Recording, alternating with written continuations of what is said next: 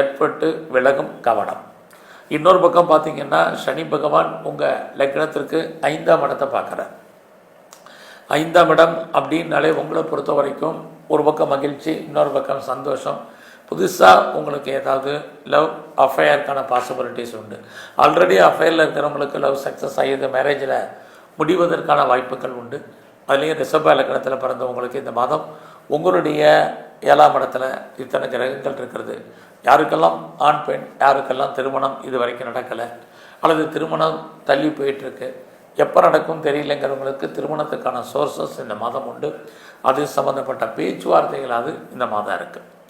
இந்த மாதத்தில் உங்களுடைய பிஸ்னஸ் எப்படி இருக்குன்னு பார்க்குறோம். பிஸ்னஸை பொறுத்த வரைக்கும் இந்த மாதம் நார்மலாக தான் இருக்குது. ஸோ பெருசாக ஹியூஜாக இன்வெஸ்ட்மெண்ட் வேண்டாம். உங்களுக்கு அதுக்காக வருமானம் இல்லாமல்ல, சம்பாத்தியங்கள் இல்லாமல்ல, லாபம் கைக்கு வரதில் சின்ன சின்ன தடைகள் இருந்துகிட்ருக்கு. ஸோ இந்த மாதத்தில் உங்களுடைய அந்தஸ்து, புகழ், செல்வம் கூடும். பெரிய லெவலில் நான் ஸ்டார்ட் அப் கம்பெனி ஆரம்பிக்க நினைக்கிறவங்க, ஒரு தொழில் முனைவராக வர நினைக்கிறவங்க அல்லது இண்டஸ்ட்ரியலிஸ்டாக இருக்கிறவங்க, உங்களுக்கு இந்த மாதம் ஃபீல்டில் பரவாயில்ல. அல்லது ஆல்ரெடி நீங்கள் ஆரம்பிக்க நினைக்கிறவங்க தாராளமாக ஆரம்பிக்கலாம்.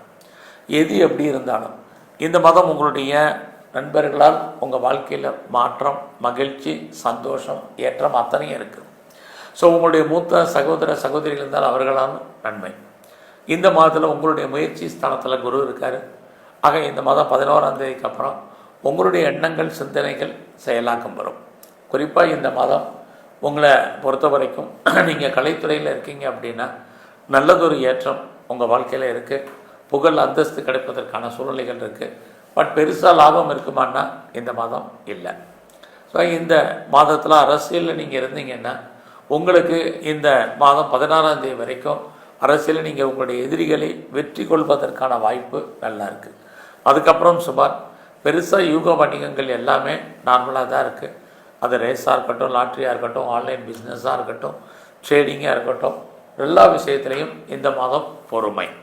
ஸோ இந்த மாதத்தில் நீங்கள் ஸ்போர்ட்ஸில் இருக்கீங்க அப்படின்னா பெருசாக உங்களுக்கு அவார்ட்ஸ் அண்ட் ரிவார்ட்ஸ் இருந்தால் கூட பெரிய ரெகக்னைஸ் கிடைப்பதற்கான வாய்ப்புகள் குறைவு.